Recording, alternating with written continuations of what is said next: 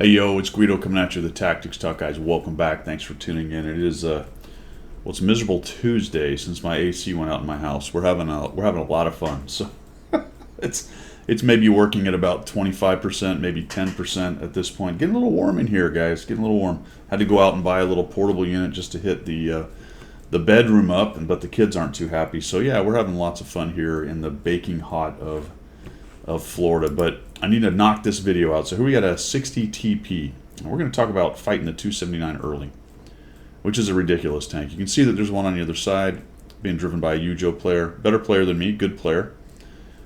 I'm top tier, which is not bad. There's only four tier, not eight, sorry. Tier 8, 9. Tier 10s on each side, some 9s and some 8s. So I'm kind of the big bad on our team. We've got a 277 and a 60 TP, and we're faced off with a 279 early and a T57. We're on a assault map and we're on the defense. So here on Siegfried line, defending on the middle of the town over on the east side of town.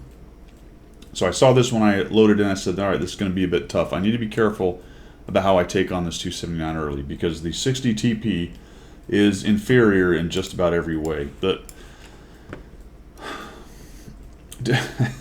The 279 early is absolutely ridiculous. It can be fought. So that's why we're going to talk about it, the things you got to think about when you're going to take one of these things on.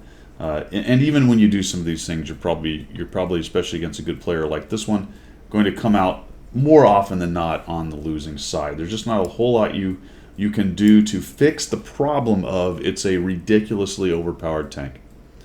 It's asinine. However, let's talk about it a little bit.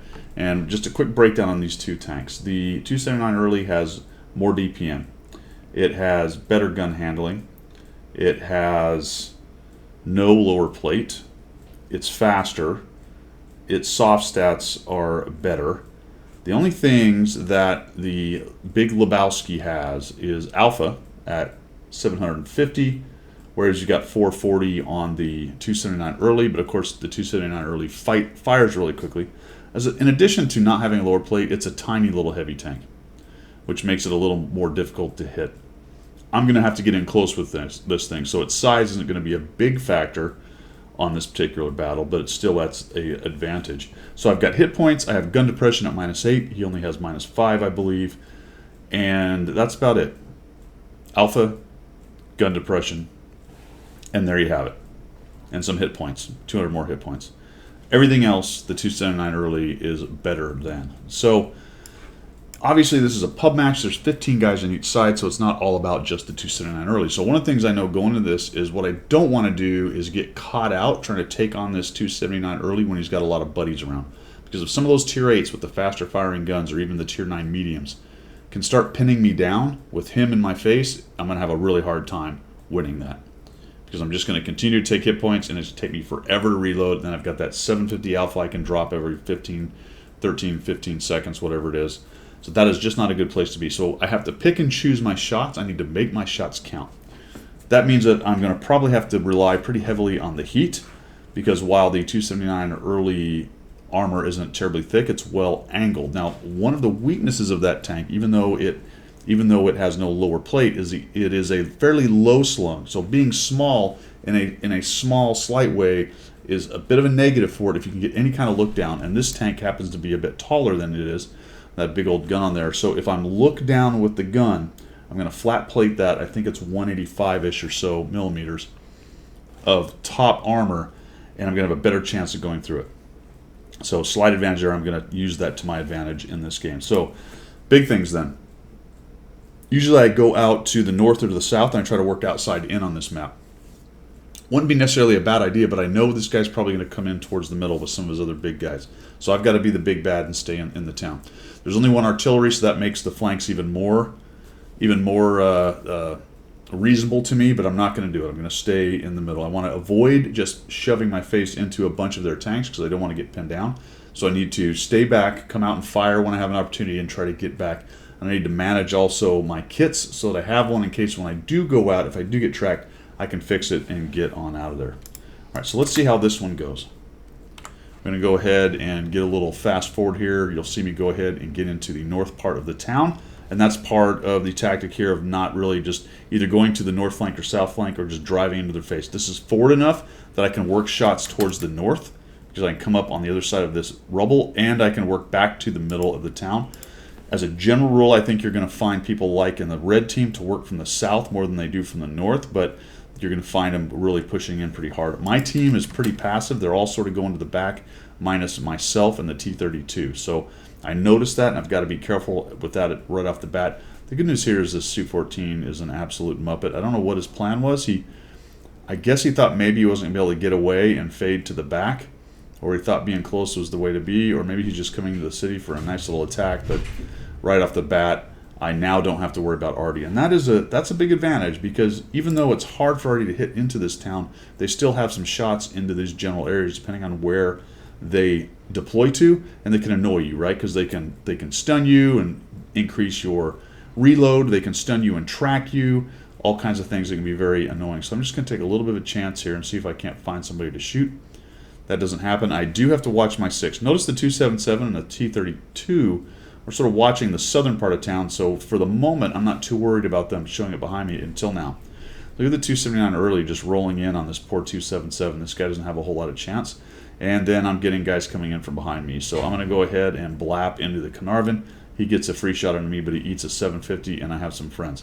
So these two rubble piles, this one right here and this one also right here on this corner, give me some ability to go hold down to fight the middle of the town and also out to the outside if they try to come around me.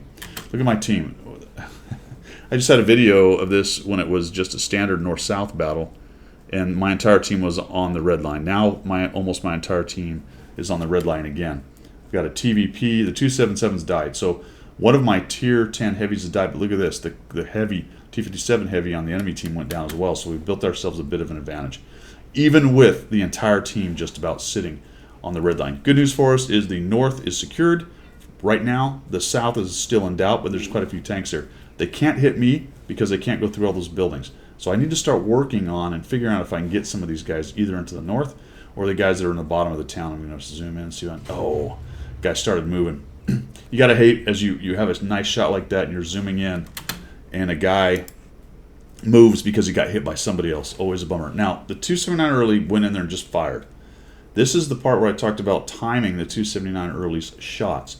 He reloads really quickly, so I don't probably have enough time to get around there and get a shot unless he's really not paying attention. Excuse me. So I'm going to come around here. He looks like he's pretty busy with the T-32, but I'm not going to push him right at this moment. There's the shot, and again, I kind of let that one go.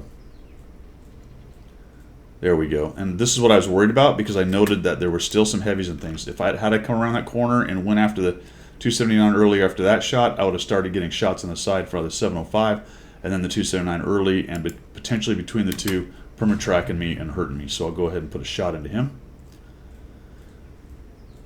And now we're going to go to the heat right there because I want to start thinking about getting that 279 early. Not great for the side of the 705, but I'm thinking about the 279 early. This guy makes a bit of a mistake here and gets away with it because I get into his front plate, which was highly angled as he backed out.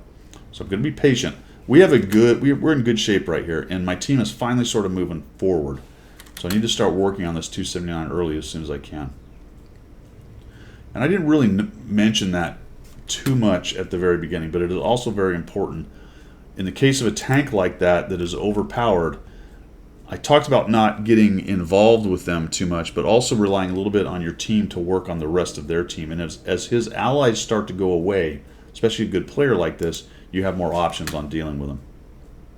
Both the tank and the player. All right, that time it works for me. Didn't quite get enough angle on there. Now that he's gone, I'm no longer fighting two angles, just the one with the 279 early, and I've seen this pattern kind of keeping these guys busy. I was worried about the IS-30, and I was worried about the Type 61 potentially getting shots on my back, but now it's time to start putting hit points onto the 279 early. And this is what I'm talking about, that kind of look down onto his upper plate here. We'll just do that. I'll back out, get a bounce because I get some angles from him, and I'll keep going because he's going to out-reload me big time. Looks like he knows that. He's a good player, so he's going to come in here. I'm going to try to get some angle if I can, and I'm just able to get him to put that shot into the track. There's a T-32 now. So again, I'm still worried about them pinning me down right here. And look where my team is. They still really haven't come back up. They've moved 100 meters from red line. but they're not moving forward because I don't know why. I guess they're afraid of the 279 early hitting them down the road right there. Unknown. So I'm going to have to just be a little bit more careful. We'll just take a shot into this T32 for a low roll of 643. That's a little bit painful. Patton's keeping the IS3 pinned down. I think this 279 early feels like he's in a bit of a bind, but he's done a little bit of evening it up. It's not completely lost. He's not in great shape, but he's not completely lost at this point. So I still don't want to go out there and let him pin me down with the T32, potentially the Type 61 shooting from the back. I just saw him fire, so I'm going to come in there and see if I can get in on him, but I get stuck on something, and I didn't, right? I actually took too long to get there. That's how fast that thing reloads. And I'm able to get there, but I only eat one shot, and I bounce the IS-3. I thought maybe he wants to go. There we go. He just fired, and nope, sorry, he fired there. It was a shot incoming, and that was his going out. I'm still on a reload, though. See how long this reload is on this thing? I do have to be careful with that. So now I'm sort of waiting for him to maybe shoot at somebody else. Then I see the T-32 wanting to do his thing again. He unwisely comes too far forward, and I'll sneak another shot into him. That was pure luck. I'll be honest, I'm not really sure how I got that pin, to be honest. That was a little crazy. And then he gets one back, so good on him. I'll just back out again, just slightly worried that maybe the 279 early might want to think about coming around the corner, YOLOing me and trying to take me down, because it's starting to get a little desperate for him. He is being pinned down a bit by the rest of the guys that are in the middle of the map. T-32 dies, and then that frees me up. There's only 3 of them, so it's time to get in there. I just noticed that he actually changed the fight and went around the other way. That was wise on his part because he was facing these guys in the middle, so it was time to change the fight. He probably should have done that a little earlier. In fact, had he maybe done that a little earlier and ignored all of the guys in the middle back there and started taking me on, he may have been able to get to me. Between him, the IS-3, and maybe the Type 61 moving in, there was a possibility that it could have taken me off the edge of the map right there, off the edge of the city. And now he's in trouble, so we'll just bait a little shot there. He's not unable to hit me. Kind of going in, no respect. I'll just prioritize him, and we'll shoot him in that little angled bit right there. Because I can definitely take a shot from the IS-3. I can take a shot for both because they don't have enough. Neither one of them has enough. And we end up with 6,921, 334 assists, 1,270 bounce. Now, I am not saying in this video that this entire game was me. All right, it wasn't me beating the team, or it wasn't even necessarily me beating the 279 early. It's just a lot of the thought process on taking on tanks like that that overpowered, that you might go, man, that's a terrible setup. How am I ever going to beat that good player in that overpowered, ridiculous tank? Well, you got to be careful. So you got to go in with a game plan. You got to try to execute that game plan, and then you have to react to what's going on the map. All right, so yes, I dropped a lot of damage, but there were some things my team did that were important. There were some things that my team did that were ridiculous, as usual, sitting on the red line that long. In fact, all the guys that are alive are basically most of the dudes who are just sitting back on the red line and sniping, minus me. The rest of the guys who went forward are probably dead at this point. But the point is, it can be done. So you got to kind of know the weaknesses of the tank. Yes, no lower plate. Yes, you can pin the upper plate if you hit it the right way and have a decent amount of pin. I only have 317 on this, which is really low for heat. It's kind of silly. It really is. This thing has less regular pin and less heat pin than the 279 early is, which is asinine. But there you have it. The 279. Have I said this? How many times have I said it's overpowered and ridiculous? I'll just throw one more out for you guys there. But the point being, you can beat them. It's not impossible, but you've got to have a plan and execute. All right, guys. Hope you liked your hope you learned something. If you did, make sure you throw me a subscribe, follow, whatever the case may be, and we will see you.